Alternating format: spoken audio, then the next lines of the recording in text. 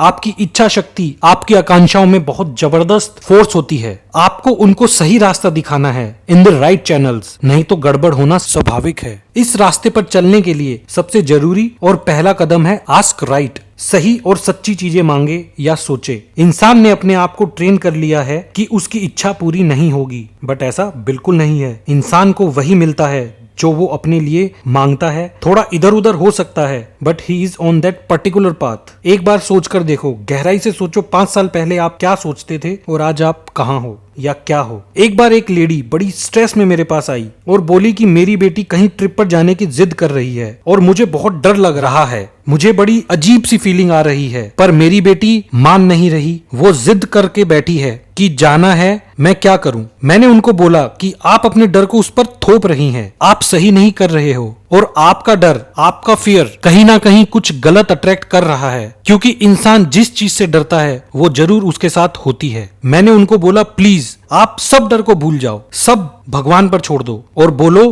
कि अब मैं ये सिचुएशन भगवान पर छोड़ रही हूँ और अगर यह ट्रिप होना है तो मैं अब नहीं रोकूंगी, और अगर ये ट्रिप भगवान नहीं कराना चाहेगा तो ये ट्रिप नहीं होगा, अपने आप खत्म हो जाएगा। कुछ दिन बाद उसकी बेटी उसके पास आई और बोली माँ मैं ट्रिप पर नहीं जाऊंगी, और देखो अब सिचुएशन माँ के हाथ में आ गई। इंसान के लिए स्टैंड स्टिल यानी मुख दर्शक बनना बहुत मुश्किल हो रहा है। वो पता नहीं क्यों नहीं मानने को तैयार है कि वो एक सर्कस का पार्ट है, उसको बस अपना रोल प्ले करना है। अभी हम अपने कर्मों के बारे में बात कर रहे हैं। कर्मों में माफ करने का भी एक महत्व है। किसी को माफ करना इतना आसान नहीं होता। आप अपने आप से ही पूछो कितना मुश्किल है माफ करना। क्या आपने किसी को अभी तक माफ किया है, और अगर किया भी है तो कितना आसान था। क्रिश्चियनिटी यानी ईसाई धर्म माफ करने पर ही आधारित है। क्राइस्ट ने, मसीहा ने हमें कर्मों के श्राप से छुड़ाया है और मसीहा हर इंसान के भीतर है।